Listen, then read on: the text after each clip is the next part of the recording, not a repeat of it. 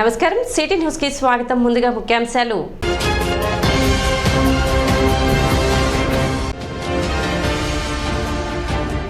ప్రపంచ ఆదివాసీ దినోత్సవం సందర్భంగా పట్టణంలోని ట్రైబల్ హాస్టల్ను సందర్శించిన జిల్లా జాయింట్ కలెక్టర్ భార్గవ్ తేజ.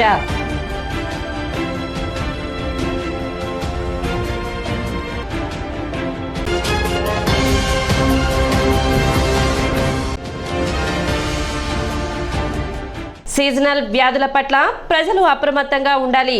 రెండవ అదనపు సివిల్ జడ్జి రాజశేఖర్ సూచన.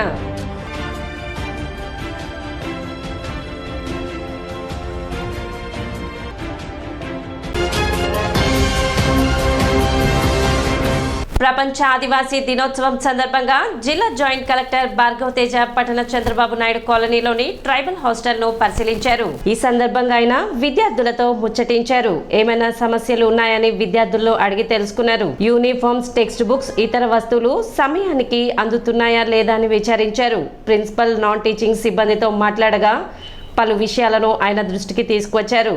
కొత్తగా ల్యాండ్ కావాలని, అదేవిధంగా ఖాళీగా ఉన్న 2 టీచర్ పోస్టులను భర్తీ చేయాలని కోరగా కలెక్టర్, సబ్ కలెక్టర్ దృష్టికి తీసుకువెళ్లి ఈ 2 ప్రతిపాదనలను పరిష్కరించేందుకు చర్యలు తీసుకుంటామని జేసీ భార్గవ్ తేజ తెలిపారు. కార్యక్రమంలో హాస్టల్ సిబ్బంది, పలువురు అధికారులు పాల్గొన్నారు.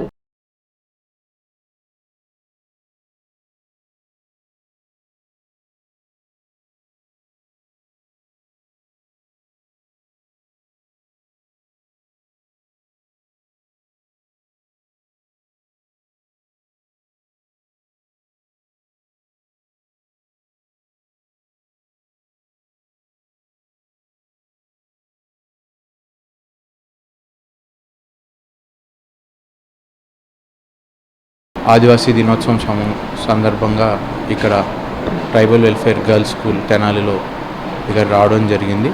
పిల్లలందరితో ఇంటరాక్ట్ అవ్వడం జరిగింది. వారందరికీ యూనిఫామ్స్ కానీ, ఇతర వస్తువులు కానీ, అలా అయితే టెక్స్ట్ బుక్స్ ఇవన్నీ కూడా టైంకి వస్తున్నాయో లేదో తెలుసుకోవడం జరిగింది. ప్రిన్సిపల్ అలాగే టీచింగ్, నాన్ టీచింగ్ స్టాఫ్ అందరితో కూడా మాట్లాడడం జరిగింది. వారు కొన్ని విషయాలు వారికి అవసరమైన దాని గురించి చర్చించారు. ముఖ్యంగా వారికి ఈ బిల్డింగ్ ఏదైతే ఉందో స్ట్రెంత్ 320 అయినప్పటికీ, అంటే శాంక్షన్డ్ స్ట్రెంత్ కేవలం 120 మందితోనే ఈ స్కూల్ నడుపుతున్నారు. ఇక్కడ రకరకాల చుట్టుపక్కల అనేక జిల్లాల నుంచి ఇక్కడికి వచ్చిన వారు ఉన్నారు. సో ఈ ట్రైబల్ బాయ్స్ అలాగే గర్ల్స్ స్కూల్ ఏదైతే ఉందో రెండింటికి కొత్తగా ల్యాండ్ అవసరం అని చెప్పి ప్రిన్సిపల్ గారు మన దృష్టికి తీసుకొని రావడం జరిగింది. అలాగే ఒకరిద్దరు టీచర్సు రీసెంట్గా వారు రిజైన్ చేసి వెళ్ళిపోవడము, లేకపోతే రిటైర్ అవ్వడం వల్ల 2 టీచర్స్ వేకెన్సీస్ కూడా ఉన్నాయని చెప్పడం జరిగింది. సీజనల్ వ్యాధుల పట్ల అప్రమత్తంగా ఉండాలని, తమ వార్డులు, గ్రామాల్లో ప్రాథమిక ఆరోగ్య కేంద్రాలు అందుబాటులో ఉన్నాయని, వాటిలో వ్యాధి నిర్ధారణ పరీక్షలు చేసుకుని ఆరోగ్యాన్ని పరిరక్షించుకోవాలని రెండవ అదనపు సివిల్ జడ్జి రాజశేఖర్ తెలిపారు. శుక్రవారం తెనాలి మండల న్యాయ సేవాధికార సంస్థ చైర్మన్ మరియు 11వ అదనపు జిల్లా న్యాయమూర్తి డి శ్రీనివాసులు ఆదేశాల మేరకు పట్టణ శివార్లోని ఎడ్లలింగయ్య కాలనీ నందు ప్రజల ఆరోగ్య పరిరక్షణపై న్యాయ విజ్ఞాన సదస్సు నిర్వహించారు. ఈ సందర్భంగా న్యాయమూర్తి మాట్లాడుతూ, రాష్ట్ర న్యాయ సేవాధికార సంస్థ ఆదేశాల మేరకు, జిల్లా న్యాయ సేవాధికార సంస్థ వారి సూచనల మేరకు, మండల న్యాయ సేవాధికార సంస్థ చైర్మన్ తెనాలి వారి ఉత్తర్వుల మేరకు ప్రజల ఆరోగ్య సంరక్షణ పట్ల బాధ్యత తీసుకొని న్యాయ విజ్ఞాన సదస్సులు, ఉచిత వైద్య శిబిరాలు ఏర్పాటు చేయడం జరిగిందని, ఈ వైద్య శిబిరాలను ప్రజలు సద్వినియోగపరచుకోవాలని కోరారు. అదేవిధంగా చట్టాల పట్ల అవగాహన కలిగి ఉండాలని, జాతీయ న్యాయ సేవాధికార సంస్థ వారి నిబంధనల మేరకు అర్హులైన వారికి మండల న్యాయ సేవాధికార సంస్థ నందు ఉచిత న్యాయ సహాయం అందుబాటులో ఉందని, దానిని ప్రజలు వినియోగించుకోవాలని సూచించారు. అనంతరం వైద్యులచే కాలనీ వాసులకు ఆరోగ్య పరీక్షలు జరిపి ఉచితంగా మందులు పంపిణీ చేశారు. ఫస్ట్ మన ఆరోగ్యాన్ని మనం ఎలా కాపాడుకోవాలనేది మెయిన్గా. ఇప్పుడు ఏమేమి రోగాలు వస్తున్నాయి? హైపర్ టెన్షన్ అంటే బీపీ వస్తుంది, షుగర్ వస్తుంది. చిన్న పిల్లలకి బీపీ, షుగరు, తర్వాత ఊబకాయము, తర్వాత క్యాన్సర్ రోగాలు, అట్లాంటి అన్ని రకాలు మనకి ఇప్పుడు వస్తున్నాయి. కాబట్టి మనం ఏం చేయాలంటే ఈ రోగాలు రాకుండా మన అలవాట్లు, అంటే మన తినే తిండిలో జాగ్రత్తలు, మనం ఉన్న దానిలోనే కొంచెం మంచిగా తిన్నామనుకోండి మనం ఆరోగ్యంగా ఉండొచ్చు. మెయిన్గా ఏంటంటే ఉప్పు తగ్గించాలి. చిన్నప్పటి నుంచి కొంచెం తక్కువలో తీసుకున్నాం అనుకోండి, ఉప్పు ఒకటి, తర్వాత పంచదార ఒకటి, రైస్ కూడా బియ్యం కూడా అంటే అన్నం కూడా తక్కువ తినాలి. ఏదన్నా తినాలంటే ప్రోటీన్ అంటే కందిపప్పు లాంటివి లేకపోతే శనగలు అట్లాంటివి తిన్నారనుకోండి మీరు హెల్తీగా ఉంటారు. అట్లానే పీచు పదార్థాలు మీరు ఎక్కువ తీసుకోవాలి. కొంచెం ఫిజికల్ యాక్టివిటీ కావాలి. కొంచెం వాకింగ్ లాగా అట్లాంటివి చేసామనుకోండి ఊబకాయానికి బారిన పడకుండా మనల్ని మనం కాపాడుకోవచ్చు. అట్లనే తర్వాత ఎనీమియా రక్తహీనత మెయిన్గా ప్రతి ఒక్కరిలోనూ రక్తహీనత ఉంటుంది. కాబట్టి రక్తహీనత రాకుండా ఉండాలంటే మనకి అంగన్వాడీ సెంటర్లో ఈ గర్భిణీలకి వాళ్ళకి చక్కగా మనకి కోడిగుడ్లు ఇస్తున్నారు, అట్లానే ఖర్జూరాలు ఇస్తున్నారు, రాగి పిండి ఇస్తున్నారు. అలా మనం తిన్నాం అనుకోండి చిన్నప్పటి నుంచి. తర్వాత ఐరన్ ట్యాబ్లెట్లు ఇస్తారు గర్భిణీ స్త్రీలకి. ప్రతిరోజు ఐరన్ ట్యాబ్లెట్లు వేసుకుంటే మనము రక్తహీనత బార అట్లా పెద్దవాళ్ళు కూడా ఎవరైనా వేసుకోవచ్చు. ఐరన్ ట్యాబ్లెట్లు వేసుకుంటే రక్తహీనత రాకుండా. అట్లనే మన తిండిలో కూడా కొంచెం మార్పులు రావాలి. మనం ఏంటంటే బెల్లంని ఎక్కువ వాడాలి, పంచదార కన్నా బెల్లం ఎక్కువ వాడాలి. తర్వాత ఆకుకూరలు ఎక్కువ తీసుకోవాలి, గోంగూర తోటకూర అట్లాంటివి. తర్వాత బీట్రూట్ అయ్యి నాన్ వెజ్ తినని వాళ్ళు ఉంటారనుకోండి బీట్రూట్ తీసుకోవాలి. కార్యక్రమంలో తెనాలి డిఎంహెచ్ఓ అన్నపూర్ణ, వైద్యురాలు దేవికారాణి, అంగన్వాడీలు, ఆశా వర్కర్లు, న్యాయ సేవాధికార సంస్థ సిబ్బంది మెహబూబ్, ఎర్రంశెట్టి అనిల్ కుమార్, విజయ్ తదితరులు పాల్గొన్నారు. మరి 1976 సంవత్సరంలో 39A అధికరణ అనే దాన్ని సవరించి మరి అందరికీ సమాన ఉచిత న్యాయ అవకాశాన్ని కల్పించే విధంగా మరి న్యాయ సేవల అధికార చట్టం అనే దాన్ని చేయడం జరిగింది. దాని ప్రకారము లీగల్ సర్వీసెస్ అథారిటీస్ యాక్ట్ 1987 రావడం జరిగింది. ఆ తర్వాత లీగల్ సర్వీసెస్ అథారిటీస్ యాక్ట్ 1987 ప్రకారము మన జాతీయ స్థాయిలో నేషనల్ లీగల్ సర్వీసెస్ అథారిటీ, అలాగే స్టేట్ లెవెల్లో స్టేట్ లీగల్ సర్వీసెస్ అథారిటీ మన హైకోర్టులో ఉంటుంది. అలాగే జిల్లా స్థాయిలోకి వచ్చేప్పటికి డిస్ట్రిక్ట్ లీగల్ సర్వీసెస్ అథారిటీ, అది మన గుంటూరు జిల్లాలో ఉంటుంది. Guntur head quarters Guntur district కోర్టులో ఉంటుంది. అలాగే మండలానికి వచ్చేటప్పటికి mandal legal services committee chairman ఉంటారు, మండల్ లీగల్ సర్వీసెస్ కమిటీ అంటారు. మన తెనాలి పరిధి వచ్చేప్పటికి Tenali mandal legal services committee పరిధిలోకి వస్తుంది. అదేవిధంగా దీనిలో కూడా మరి కొన్ని పరిమితులు ఉన్నాయి. ఎవరెవరు ఉచిత న్యాయ సహాయాన్ని పొందగలరు అనే దాని గురించి, అలాగే ఎవరైతే శ్రామికులు ఉంటారో, ఎవరైతే మహిళలు ఉంటారో, ఎవరైతే షెడ్యూల్ కులాలు షెడ్యూల్ తెగలకు చెందిన వారు ఉంటారో, ఎవరైతే మానవ అక్రమ రవాణాకు గురి అయి ఉంటారో, అదేవిధంగా తెల్ల రేషన్ కార్డు కలిగిన వారు, అలాగే వారి ఆదాయం ₹1,00,000 మించకుండా ఉన్నవారు ఉచిత న్యాయ సహాయాన్ని పొందడానికి అర్హులుగా గుర్తించారు. అదేవిధంగా ఎవరైనా కానీ ఏదైనా సమస్య వచ్చినప్పుడు, ఏదైనా గవర్నమెంట్ స్కీమ్ పొందలేకపోయినప్పటికీ, అదేవిధంగా ఏదైనా గవర్నమెంట్తో సమస్య వచ్చినప్పుడు, అదేవిధంగా గవర్నమెంట్ అదేవిధంగా చాలా పథకాలు ప్రవేశపెట్టింది.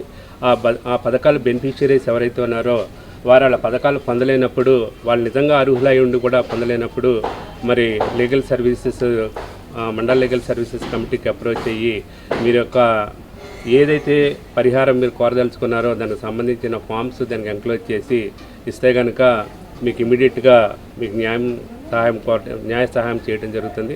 అఖిల భారత రైతు కార్మిక సంఘాలు వామపక్ష పార్టీ పిలుపు మేరకు శుక్రవారం తెనాలి మున్సిపల్ కార్యాలయం నుండి గాంధీ చౌక్ వరకు క్విట్ కార్పొరేట్ నిరసన ప్రదర్శన జరిగింది. 96 సంవత్సరాల క్రిందట క్విట్ ఇండియా నినాదంతో తెల్లదొరలు భారతదేశం వెళ్లిపోవాలని పెద్ద ఉద్యమం జరిగింది.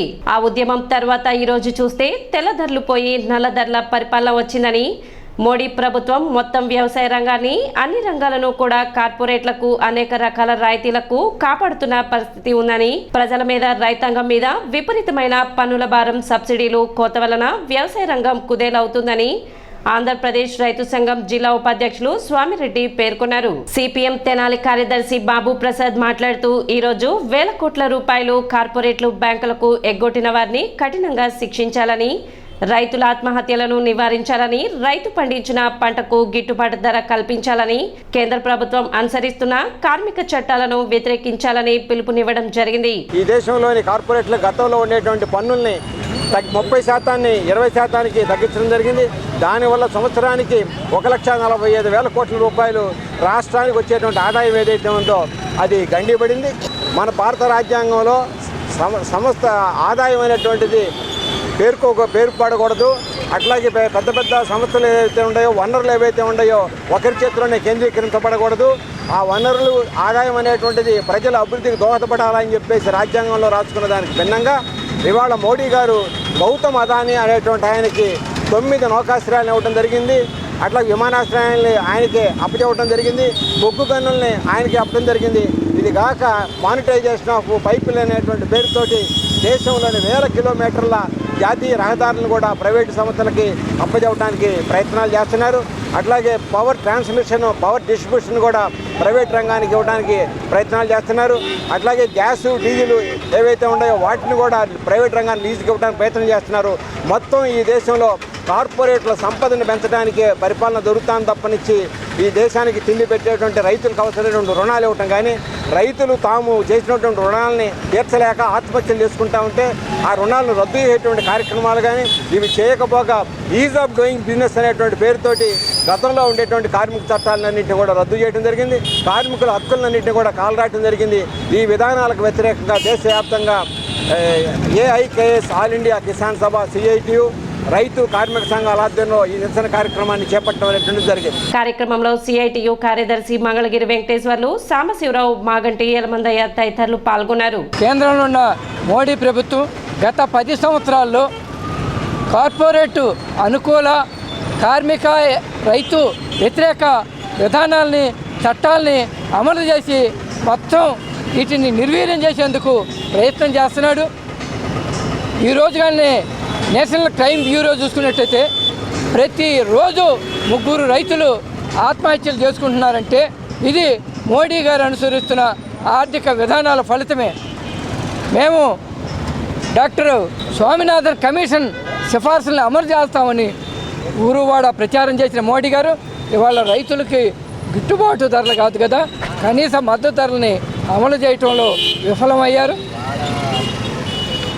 అట్లాగే వ్యవసాయ రంగంలో పెద్ద ఎత్తున విదేశీ, స్వదేశీ కార్పొరేట్లకి ప్రవేశం కల్పించి తద్వారా రైతాంగాన్ని, కౌలు రైతుల్ని, వ్యవసాయ కూలీల్ని కూడా ఈ వ్యవసాయ రంగం నుంచి వెళ్ళగొట్టే ప్రక్రియని మోడీ వేగవంతం చేస్తున్నారు.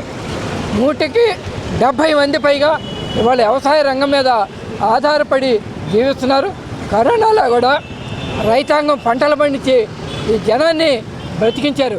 కానీ ఇవాళ మోడీ గారు జనాన్ని చంపటానికి, రైతాంగాన్ని దెబ్బకొట్టడానికి, వ్యవసాయ రంగాన్ని నాశనం చేయడానికి పూనుకున్న పరిస్థితుల్లో అఖిల భారత కిసాన్ సభ, సిఐటియు, సిపిఎం వామపక్ష పార్టీలు కూడా ఈరోజు ఈ క్విట్ కార్పొరేట్ నినాదంతో పెద్ద ఎత్తున దేశవ్యాప్తంగా ఆందోళన చేస్తున్నారు.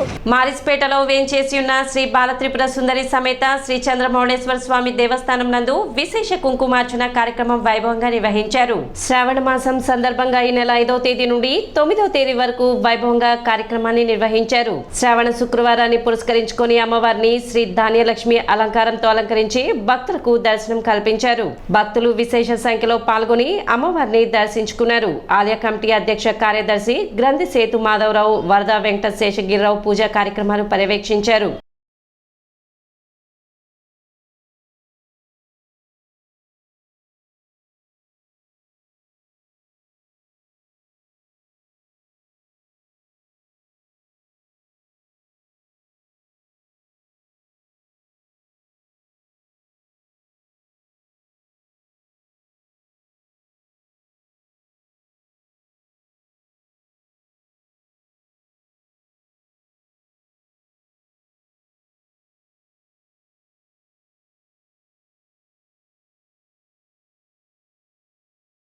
మహాస్థానపీఠం శ్రీ బాలత్రిపుర సుందరి చంద్రమౌళేశ్వర స్వామి వారి దేవస్థానం మారిసిపేట తెనాలి. మన దేవస్థానం నందు శ్రీ బాలత్రిపుర సుందరి అమ్మవారికి శ్రావణ మాసం సందర్భంగా 5 రోజులు అంటే 5వ తారీఖు నుంచి 9వ తారీఖు ఈ రోజు వరకు కూడా మహిళలచే విశేష కుంకుమార్చన జరుగుతున్నది. ప్రతిరోజు 100-125 మంది ముత్తైదులు పూజ చేసుకుంటున్నారు. ఈరోజు విశేషంగా శుక్రవారం కావటం వల్ల 300 పైచిలకు మహిళలు చక్కగా కుంకుమ పూజ జరుపుకుంటున్నారు. ఈ ప్రతిరోజు కూడా ఈ కుంకుమ పూజ చేసుకున్న వారందరికీ కూడా మన దేవస్థానం తరఫున అన్నప్రసాదం ఏర్పాటు చేయబడింది. రాబోయే ఇంకా 3 శుక్రవారాలు కూడా అమ్మవార్లకి రకరకాల అలంకారాలు, వరలక్ష్మి అలంకారము, గజలక్ష్మి అలంకారం, సంతాన లక్ష్మి అలంకారం, అట్లా వివిధ రకాల అలంకారాలు జరుగుతాయి. శ్రీ పుష్పగిరి శంకరాచార్య మహాసంస్థ అనేటువంటి శ్రీ బాలత్రిపుర సుందరి సమేత చంద్రమౌళేశ్వర స్వామి వారి దేవస్థానం నందు శ్రావణ సందర్భంగా ఈరోజు శుక్రవారం కావడం విశేషం ఎంతో వైభవంగా ఉంది. గత 5వ తారీఖు నుంచి ఈరోజు అమ్మవారికి వరలక్ష్మి వ్రతం ఏర్పాటు చేయడం జరిగింది. అట్లాగే కుంకుమ పూజలు 5 రోజుల నుంచి కూడా ముత్తైదుల చేత ఎంతో వైభవంగా జరుగుతున్నాయి. భక్తులందరూ కూడా ప్రతిరోజు ఈ ఆడవాళ్ళు అందరూ కూడా ముత్తైదులు, పిల్లలు అందరూ కూడా చక్కగా ఈ కార్యక్రమాన్ని ఎంతో జయప్రదం చేశారు. అలాగే చివరి రోజు కావడం వలన 300 మంది దాకా మహిళలు కూర్చున్నారు పూజల కార్యక్రమాల్లో. వారందరూ కూడా ప్రతిరోజు అన్నప్రసాదం ఏర్పాటు చేయడం జరిగింది. కావున భక్తులందరూ కూడా చక్కగా వచ్చి అమ్మవారి దర్శనం చేసుకుని కుంకుమ పూజ చేసుకుని వెళ్ళవలసిందిగా మనం. ఇప్పుడు ఒక చిన్న విరామం.